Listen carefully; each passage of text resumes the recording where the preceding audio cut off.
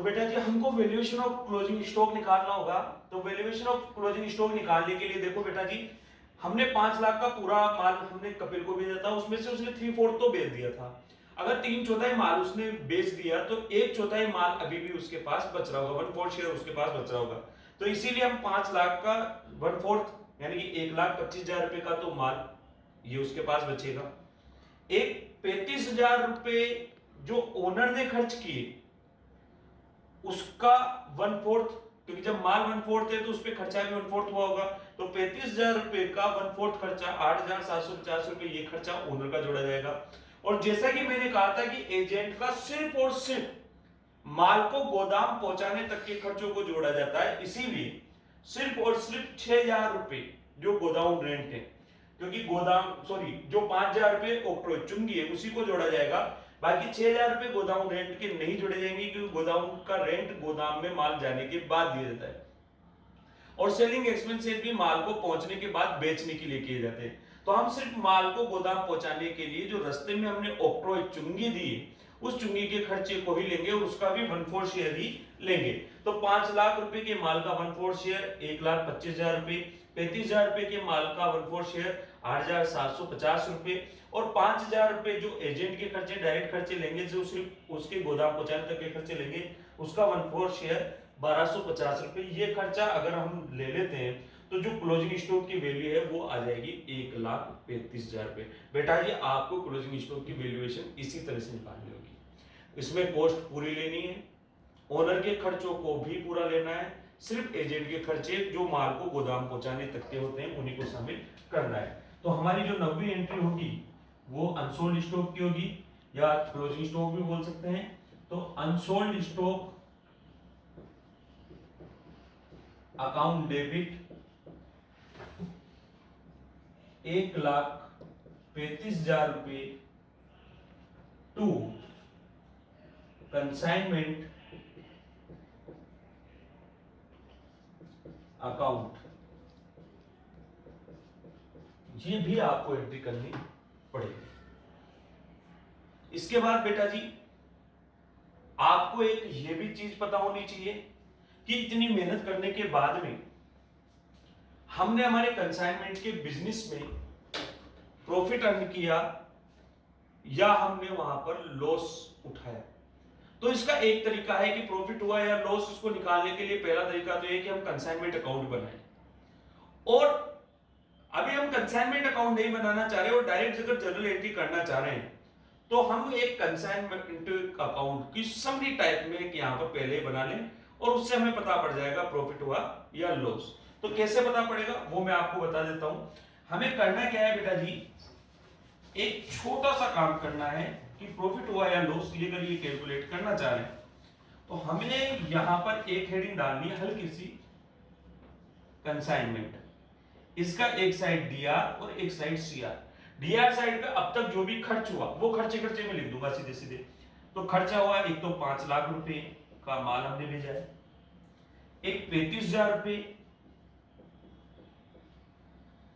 Owner ने खर्च किए हैं, 5 और 6 11, 11 और 15 26,000 रुपए का खर्चा एजेंट ने कपिल ने किया है, 66,000 रुपीज हमने कमीशन भी दिया है और 10,000 रुपए का नुकसान जो मैंने कंसाइनमेंट के नाम लिख दिया था।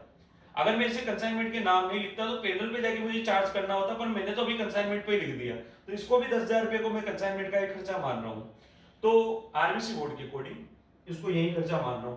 तो ये 10,000 रुपए मेरे ये खर्च हुए हैं। तो मेरा अब तक जो खर्चा हुआ 5 लाख रुपए तो मैंने माल भेजा है 5 लाख का, 35,000 रुपए मेरे ओनर के खर्चे हुए हैं, 26,000 रुपए एजेंट ने खर्च किए हैं, 66,000 रुपए उसका कमीशन बन गया और 10,000 रुपए का मुझे बिल पे नुकसान हो गया, क्योंकि मुझे 3 लाख का बिल मिला था और उसको मैंने बुनाया वो 2,90,000 रुपए में बुना, तो 10,000 रुपए का ये नुकसान भी मुझे हो गया। तो टोटल अगर मैं इन सबको जोड़ लेता हूं तो 6,37,000 रुपए एक टोटल आता है, वो मुझे यहां पर खर्च करना पड़ा। अगर 6,37,000 रुपए से ज्यादा मेरे पास जमा हुए या मेरे पास इनकम हुई तो मुझे प्रॉफिट हुआ, और अगर 6,37,000 से कम मुझे मिले तो मुझे नुकसान हुआ। तो देखो कंसाइनमेंट पे मेरे पास जमा क्या है, 5,50,000 रुपए की तो बिक्री हो गई, माल बेच दिया, और 1,35,000 रुपए का माल भी अभी तक मेरे कंसाइनमेंट में पड़ा हुआ है। 5,50,000 रुपए की तो मैंने बिक्री कर दी और 1,35,000 रुपए का माल अभी भी मेरे पास बचा हुआ पड़ा है। तो यानी कि मेरे पास जमा हुए हैं 6,85,000 रुपए, जबकि मेरे खर्च हुए हैं 6,37,000। तो अगर मैं बात करूं, अगर 6,85,000 मेरे पास जमा है, 6,37 खर्च हुए हैं, तो अगर मैं 6,85 में 6,37 घटाता हूं तो मुझे 48,000 रुपए 48,000 रुपीज का फायदा हुआ है। तो मैं फायदे की एंट्री भी यहीं पर कर दूंगा, फायदे की एंट्री में यहीं कर दूंगा बेटा जी। जो भी फायदा होता है वो कंसाइनमेंट अकाउंट से पेंडल में ट्रांसफर कर दिया जाता है। तो consignment account debit to P and L account, ये एंट्री मुझे करनी होगी यहां पर। और एक लास्ट एंट्री जो मुझे करनी है वो एंट्री, जो माल कंसाइनमेंट के लिए आया था उस पूरे माल को मुझे ट्रेडिंग अकाउंट में ट्रांसफर करना होगा।